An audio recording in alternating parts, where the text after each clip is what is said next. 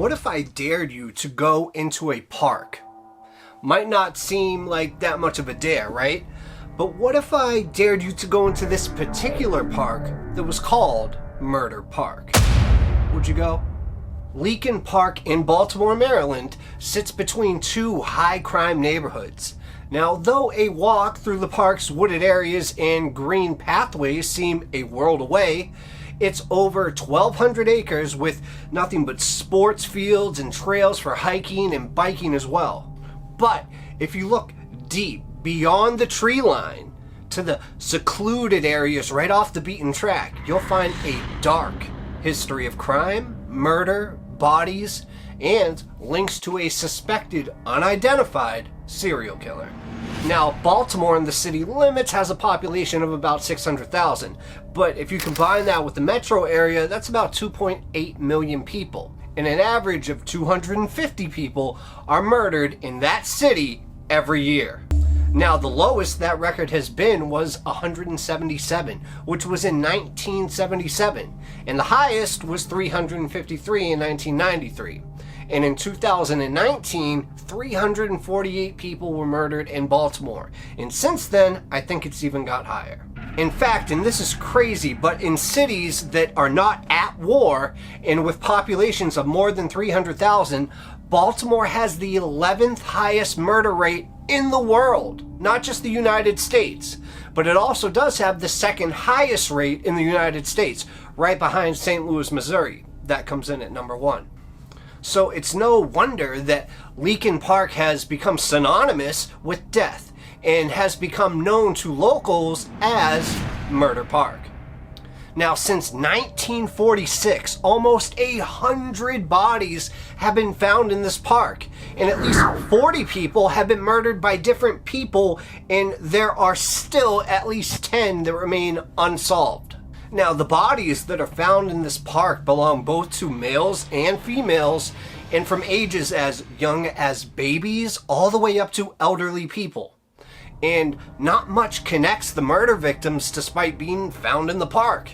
In fact, some victims were killed by their own children, others by their husbands and wives, while some were the victim of a serial killer, one known and one that's unknown.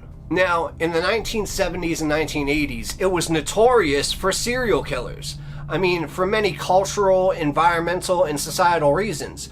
But the rise of the serial killer had begun in 1960. Now, born in 1950, Reginald Oates would go on to kill 4 young boys over 2 days in April 1968, and their bodies would later be dumped in Leakin Park, aka Murder Park. Now, Baltimore born and raised, Oates was racially abused at school and accused of minor crimes that he actually didn't commit.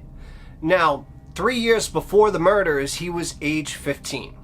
And he was accused of attempting to rob another student and ultimately sentenced to 2 years in juvenile prison despite only circumstantial evidence. And it was in there that he was severely sexually assaulted and beaten by other prisoners, leading to a deterioration of his mental health along with physical scars received as a brutal reminder of his life there.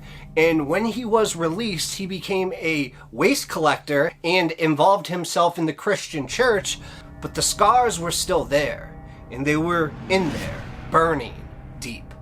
So on April 17th, 1968, Oates all of a sudden snapped and lured a 10-year-old boy named Lewis Hill into the park where he sexually abused him before slitting his throat.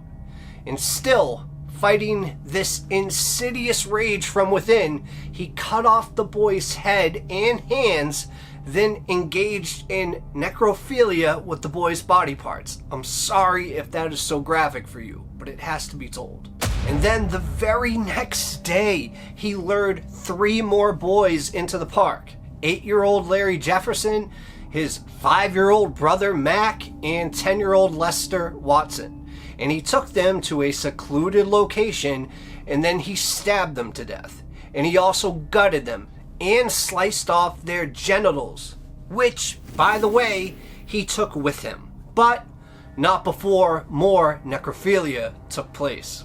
Then, the very next day, despite police absolutely just swarming the area, Oates then lured two young girls to another secluded area and he started attacking them. But luckily, police were made aware of his location and caught him before he could kill the girls. Now, Oates was arrested carrying 2 bags and a lunchbox, which contained body parts of the murdered boys.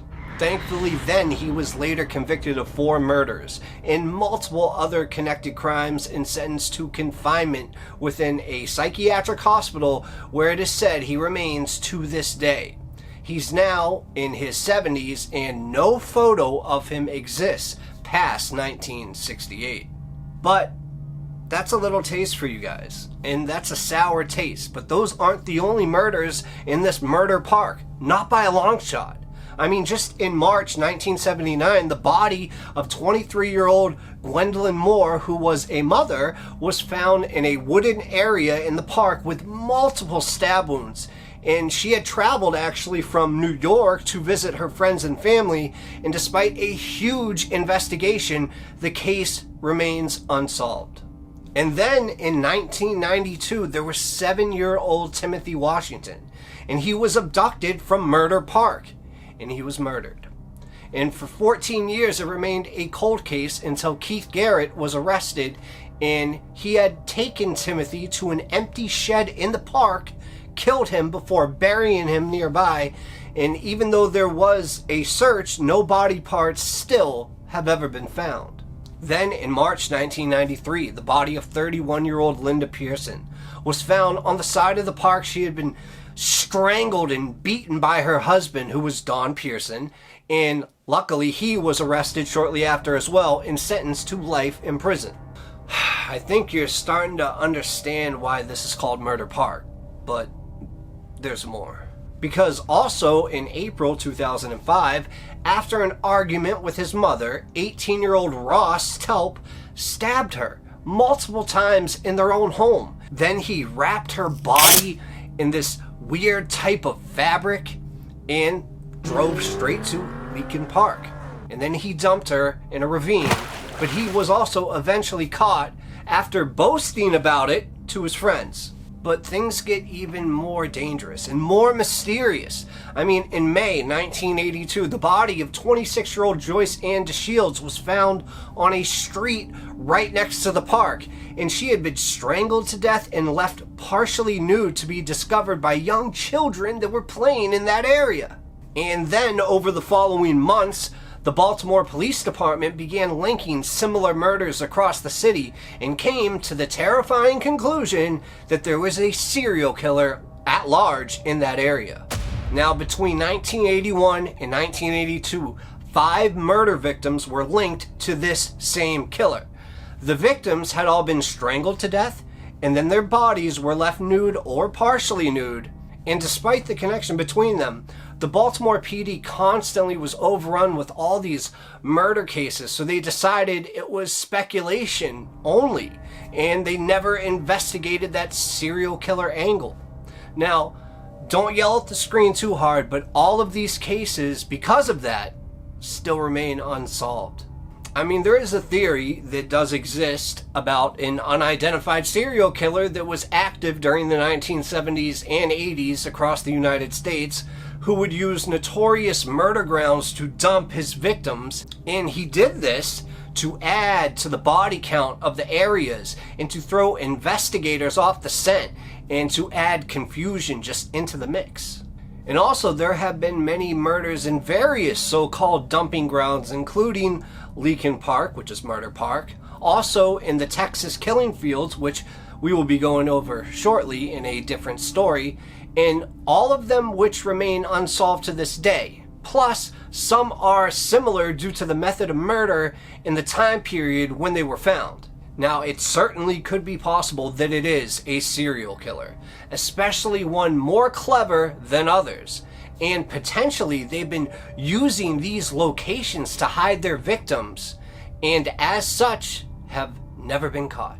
Now we're moving forward to 2011, when Baltimore officials began closing off areas of the park they deemed risky and introduced funding to regenerate the worst areas to make it better for visitors. But you know, something as simple as CCTV cameras was never considered, and since 2011, at least 7 more bodies have been found, and 2 of them, unfortunately, are still unsolved. Now, since the 1940s, at least 10 murders still remain unsolved, but the true number of bodies found in and around the park could number in the multiples of hundreds, which is horrifically plausible at that, and since 1977, almost 10,000 people have been murdered in Baltimore, probably more than 10,000 by now. Now, despite Murder Park, or Leakin Park, welcoming new visitors and families on a daily basis, there is this deep darkness running through its roots that remains. And just remember, behind each body in that park, there is a story of a family that was hurt in a process of grief. So though we may look and gasp in shock of what has occurred and still is occurring in this park, there are many hundreds more who have been directly impacted by the loss of loved ones. And the very mention of Leakin Park strikes fear and anger into their hearts. Now, if someone is watching this who has lost a loved one from that area, my heart truly goes out to you. And guys, if you are ever in Baltimore, you might want to avoid this park, because believe me, you do not want to be another body found there for a crime that might not ever be solved. Now, I hope you all enjoyed that crazy story, and if you're in the mood to watch another one, make sure to click here. I'll see you guys later. Peace.